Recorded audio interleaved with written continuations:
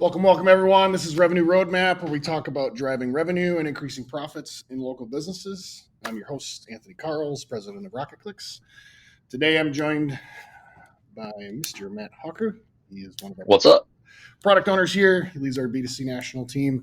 He also leads our giant implementation. Yes, sir. So today, we are continuing our talk on leadership. Last week, we kind of gave an overview of our voices. Last time we talked, we gave an overview of our voices. We're going to start diving deeper into these voices in our giant program, talking a little bit about the nurturer today. And we'll have more information for you about that in a second. But before we do that, oh boy, I'm going to give you the question of the day. All right. Matt, what is the most interesting place you've ever traveled, and why did you enjoy it? I love these unscripted questions. Most interesting place I've ever traveled. I think I would have to say, so music is a very big part of my life, especially singing. A lot of people they're like, you don't look like a singer. It's like, it's okay, I know. But I've sang a lot. I've sang all over the world. And probably one of the coolest places that I've ever been was Ireland. And when we were there, we actually got, instead of just staying in like a regular hotel, we got to stay in a hotel that used to be a castle that sat on top of a big hill in like the middle of nowhere in Ireland. And it was beautiful. And like there were the big lions out front. There was the cavern underneath where like they used to be the jail. It was amazing. The library was like a 3-story library. We just still had all the original books like on the walls. They turned it into a bar area to sit and mingle with people. It was super cool. So that's probably the coolest place that I personally have ever been. I went with a whole bunch of buddies of mine that I sang with when I was in college. So it was a long time ago, but it was a lot of fun. Yeah. And I would love to. I'd love to go back there and take my family there someday. Yeah, I would say Jody's going to listen to this and she's going to be like, "When are we going? When? Hey, it's on the list." It's on the list. Good. Okay, so let's jump in. So let's talk. The next couple episodes that we do together, we're going to talk about each of the 5 voices in detail. Yep. Give a good deep dive overview. So when we talk about the nurturer voice, yes, sir. Describe the nurturer voice to me. Like, who are they generally? And obviously, all of these are generalizations. They're not correct specific archetypes, but they help understand people generally. Yeah, absolutely. So nurturer, they are really like the champion of the people. The people part of your organization, like that's what they care about the most. Yeah. They're all about people, they're all about relational harmony, and they're all about like values that relate to culture.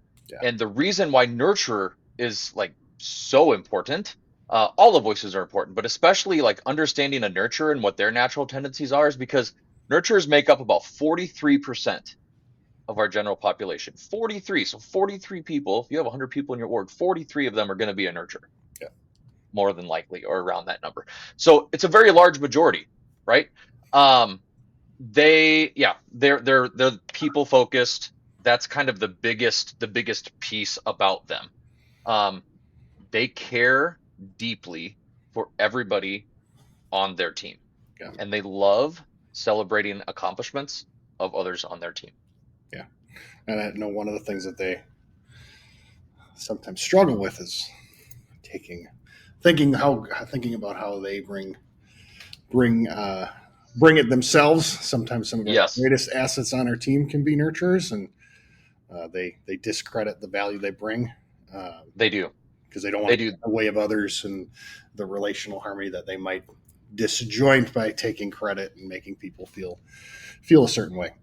So if you kind of jump in, when we go through our giant assessment in this first seminar that we do, when we're asking the team, we ask them to, grade all these statements that we have here on green if it really fits, green, yellow if it fits somewhat, yellow if it's kind of, yellow, red if it's like, maybe a little bit, but not really. And red if it's like, that doesn't sound like me at all. Yep. So we're gonna read a couple statements off, and that's kind of what this voice typically looks like. So like, what are some of these things? Describe them for me. Yeah. So for the nurturer, they intuitively feel how an organization will react to a new idea. So, you have a new idea or concept comes up. A nurturer is going to say, "I don't know. Like, I don't know how our team's going to take that, or I don't know how everybody's going to handle. I don't know how everybody's going to handle that. Have we thought about that?" And that's one of the big things too. Like they're pragmatic realists Mm-hmm. that sit in the moment and they say, "Has this really been thought through?" Like there's some different voices where like, "Yep, let's do it. Let's go. We're gonna get there." And they're like, "Whoa, whoa, guys, hold up. Like, has this really been thought through? Have we really done our due diligence to think through this? How this is gonna affect the team?" Yeah. And that's one of the biggest things that they can bring to your team because it's kind of like the nurturers are like the the the reins. If you're like riding a horse, they kind of like slow you down when you need to slow down to take a look at the view. Well, the view is the rest of the people in your company. Yeah, that's good. So what else? So they, I talked about like they take genuine delight in celebrating the achievements of other people. Mm-hmm. Um, they're natural team players, and one of the things I don't like to call it a downside, but we all have downsides. It's just part of life. Nobody's perfect. But one of theirs is like you talked about. They don't ever like to kind of uh, take credit for any of the things that they do. They'll push it off to other people. And I think part of that is because they're really resistant to change. Mm-hmm. They're kind of overly resistant to change, might you say? And because of that, sometimes they can demonstrate some passive aggressive tendencies. Anybody have passive aggressive tendencies? Anybody on their team? But it's okay because every team needs a nurturer. But these are some of the things that we kind of have people go through. It's like, is this sound like you? Mm-hmm. Yes, no, maybe a little bit, and then we have them color these red, green, and yellow, like you said. Yeah, and they're unbelievably helpful when you're doing super large changes, getting their buy-in and feedback first, and then having them help deliver the message and really vet out all of the things, all the details beforehand is a really good idea because they're gonna think about all the things that like a pioneer voice won't think about, who's more Right. likely to initiate change. And they're going to be like, "Yep, this is a step 1, 2, 3 process." And the nurturer is going to come along and be like, "What about all this? This is actually 30 steps. And what about all the 27 that you missed? And how is that going to make the team feel when they're lost and confused and frustrated? And like, they're not going to want to do this. And everyone's going to be resistant. And they're going to say all of that stuff for you if they feel safe and if they feel confident." Yep. Well, it's really up to you to create a space for their voice because they're, That's like we talked about in the first session, we talked about these a little bit. What does their voice volume look like? Their voice volume is very low. Yeah. So they're not going to be somebody that speaks up first in a meeting. They're not going to be, if you're asking for like audience participation in a meeting, they're not going to be the ones that say, "I'll go first." That's probably going to be your connector. But you just said it, like you have to create a safe space for them in order to do that. And one of the ways that we do it here at Rocket Clicks is if I'm in a meeting with a nurturer and I'm looking for feedback from people within the room, I always call on the nurturer first.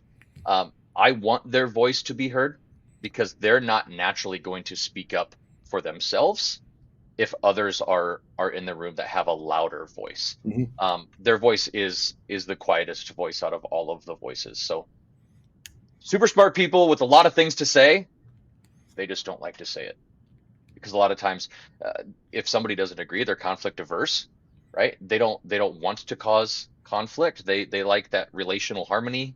They like harmony within the team. Yeah. So they just kind of sit back on those. So you have to create that space for them. Yeah, even on a leadership team, if you have a nurturer on your leadership team and if they're surrounded by uh, more future-oriented voices, more guardians that are present but very logic-based, or pioneers who are very logic future-based, or connectors who are future relational-based, So if they're surrounded by that and they're like, oh, the group is having a good time talking about this, and they like know something that they should say, but like everything's going well, they might not say it if you didn't create space for them to say it. Correct. And then Correct. most of the time what they have to say is super valuable in the context of like how we're thinking about the change. And Absolutely.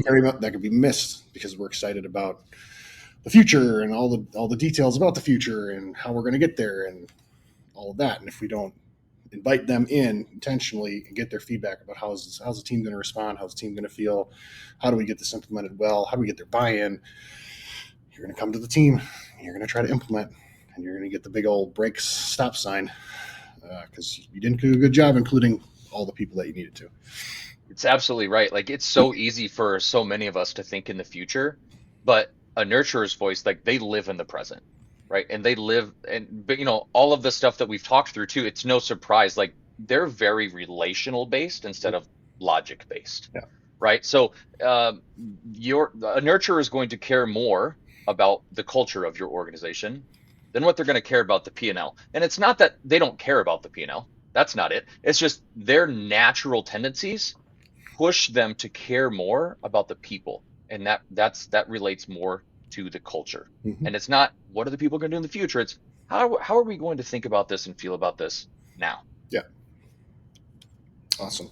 So just to recap on the nurturer, they're champion of voice, relational harmony, values. Watch out for nurturers kind of fear conflict, Hmm. often won't speak out and like in a something's not right, alarm bell, red light. If they're really silent, if they're beware of silence, invite them in. Yeah, If you're experiencing that, oh, it seems like so and so's really quiet, not saying much. You probably need to pull them in because you're missing something. have to create that space. And then how to empower them? Let them speak first, like you said. Affirm their competence and like affirm their competence and their genuine value that they contribute to the team because they'll discredit that because a lot of One of what the they're going to bring is going to be